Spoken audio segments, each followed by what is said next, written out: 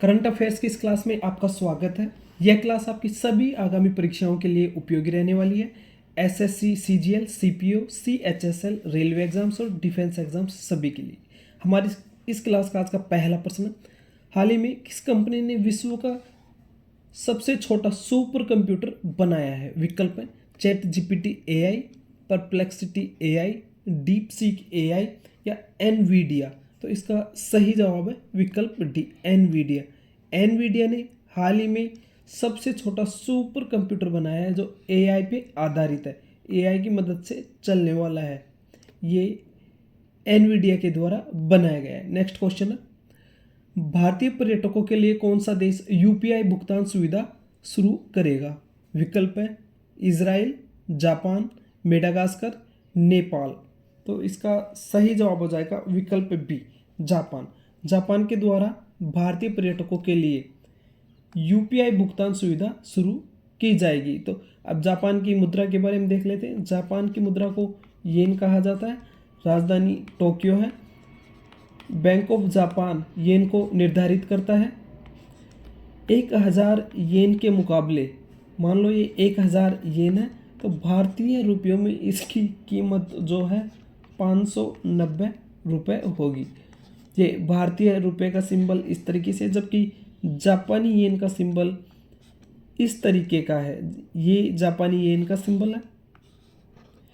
UPI, unified payments interface, इसको भारतीय reserve bank के द्वारा नियंत्रित किया जाता है, जबकि इसका विकासकर्ता में एनपीसीआई आता है और पार्शियली आरबीआई के साथ मिलकर यूपीआई को यह नियंत्रित करता है।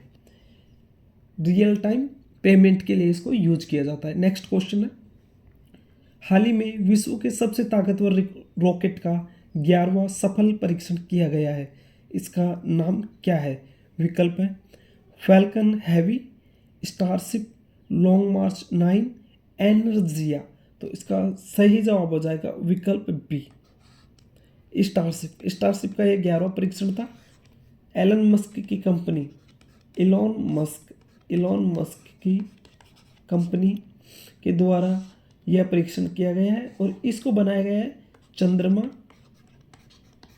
मंगल या इससे भी दूर स्थित जो भी ग्रह हैं पृथ्वी के आसपास सौरमंडल में, उन पर जाने के लिए ही इसको बनाया गया है। स्पेस एक्स के वर्तमान में इलॉन मस्क सीईओ और इसके मालिक है। इसकी स्थापना एलन मस्क ने की थी। इसके अलावा बाकी के विकल्प देखते हैं। लॉन्ग मार्च जब चीन का सबसे ताकतवर रॉकेट है, जबकि एनर्जिया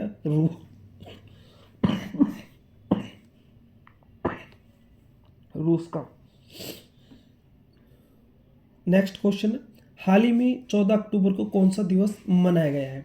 विकल्प है हमारे सामने, अंतर्राष्ट्रीय अनुवाद दिवस, विश्व शिक्षक दिवस, अंतर्राष्ट्रीय अहिंसा दिवस, विश्व मानक दिवस। तो इसका सही जवाब हो जाएगा विकल्प डी, विश्व मानक दिवस मनाया गया है 14 अक्टूबर को। 1946 में 46 या 48 में एक बैठक होती है। इसमें विश्व के 22 या 25 के आसपास देश शामिल होते हैं और ये सब मिलकर नापतोल की एक प्रणाली के लिए मीटिंग करते हैं कि पूरे विश्व में एक तरीके से नापतोल की प्रणालियाँ रखी जाए। 1968 में आकर पहला विश्व मानक दिवस मनाया गया। इसकी वर्तमान में जो स्टैंडर्ड है वो इंटरनेशनल ऑर्गेनाइजेशन ऑफ स्टैंडर्डाइजेशन है, जिसमें सभी नापतोल की प्रणाली है, जिसमें ऊंचाई से लेकर किलोग्राम तक ये सारी रखी गई हैं। जबकि भारत का जो खुद का अपना नापतोल प्रणाली है वो BIS है। भारत का BIS नापतोल की प्रणाली है। इनके अलावा बाकी के 3 विकल्प देखते हैं।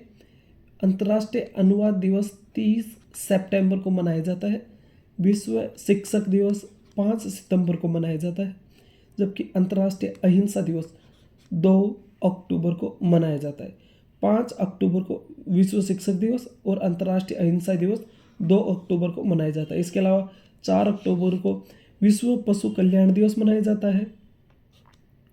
6 अक्टूबर को विश्व कपास day, Köppen day world Köppen day 6 अक्टूबर को मनाया जाता है और 13 अक्टूबर को मनाया जाता है आपदा न्यूनीकरण दिवस, विश्व आपदा न्यूनीकरण दिवस। नेक्स्ट क्वेश्चन, ब्राजील में आयोजित प्री कॉप 30 गोलमेज सम्मेलन में भारत का प्रतिनिधित्व किसने किया है? विकल्प है भूपेंद्र यादव, चिराग पासवान, शिवराज सिंह चौहान, नितिन गडकरी। तो इसका सही जवाब हो जाएगा भूपेंद्र यादव ने। इन्होंने हाल ही में ब्राजील में आयोजित प्री कॉप 30 गोलमेज सम्मेलन में भारत का प्रतिनिधित्व किया है। इसमें सभी देशों ने जो कार्बन इमिशन के लिए अपनी अपनी प्रतिज्ञाएं दोहराई थी उनको पूरा करने के बारे में, उनके लक्ष्य के अचीवमेंट के बारे में इसमें बात की जाएगी। वर्तमान में जो ग्लोबल वार्मिंग बढ़ रहा है उसको लेकर ये की जाती है और ये इस साल ब्राज़ील की ब्रासीलिया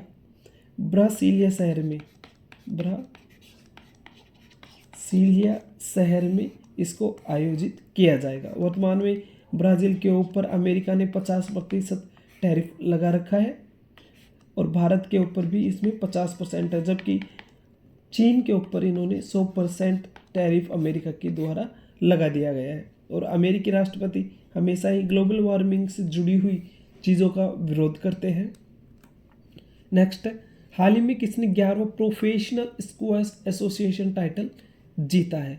विकल्प है दीपा पल्लिकल कर्माकर, तन्वी खन्ना, ज्योत्सना चिन्नप्पा, सुनियना कुरुविल्ला। इस क्वेश्चन का सही जवाब विकल्प सी है, ज्योत्सना चिन्नप्पा ने यह खिताब जीता। इसके अलावा इन्होंने 2016 में गोल्ड मेडल जीता था। बाकी के जो तीनों खिलाड़ी हैं दीपा पल्लिकल कर्माकर, तन्वी खन्ना और सुनियना कुरुविल्ला, ये भी भारत की इस स्क्वैश खिलाड़ी है। नेक्स्ट क्वेश्चन है, हाल ही में अंतर्राष्ट्रीय प्रकृति संरक्षण संघ का नया सदस्य कौन सा देश बना है? विकल्प है अजरबैजान, उत्तर कोरिया, आर्मेनिया, अर्जेंटीना। तो इसका सही जवाब विकल्प सी है, आर्मेनिया हाल ही में अंतर्राष्ट्रीय प्रकृति संरक्षण संघ का नए सदस्य बना है। नेक्स्ट है, दक्षिण पूर्व एशिया के लिए विश्व स्वास्थ्य संगठन क्षेत्रीय समिति का 78वां सत्र कहाँ शुरू हुआ है? विकल्प है नई दिल्ली, कोलंबो, तेहरान और तेल अवीव। तो इसका सही जवाब हो जाएगा विकल्प बी, कोलंबो। कोलंबो श्रीलंका में, श्रीलंका का शहर है यहाँ पर। नई दिल्ली इंडिया की कैपिटल है। तेल अवीव जेरूसलम इज़राइल की कैपिटल तेल अवीव है और ईरान की कैपिटल है तेहरान वर्तमान में। नेक्स्ट क्वेश्चन, हाल ही में किसने टोकन युक्त वित्त के लिए एकीकृत बाजार इंटरफेस लॉन्च किया है? विकल्प है Indian bank, UCO bank, ICICI bank, RBI. तो इसका सही जवाब हो जाएगा विकल्प डी, आरबीआई ने यह बाजार इंटरफेस लॉन्च किया है। अगला है, हाल ही में फॉर्चून लीडरशिप अवार्ड्स 2025 में मानव संसाधन उत्कृष्टता पुरस्कार से किसे सम्मानित किया गया है? विकल्प है, इसका सही जवाब विकल्प बी हो जाएगा, telecommunications consultants India limited. साथियों, करंट अफेयर्स के सभी क्वेश्चंस हमने कवर कर लिए। ये क्लास आपको अच्छे लगे तो आप इस चैनल को सब्सक्राइब कर लें और बेल नोटिफिकेशन ऑन कर लें, जिससे सबसे पहले क्लास आप तक पहुंचे और आप आसानी से क्लास ले सकें। अब मिलेंगे साथियों अगली क्लास में, तब तक के लिए जय हिंद जय भारत।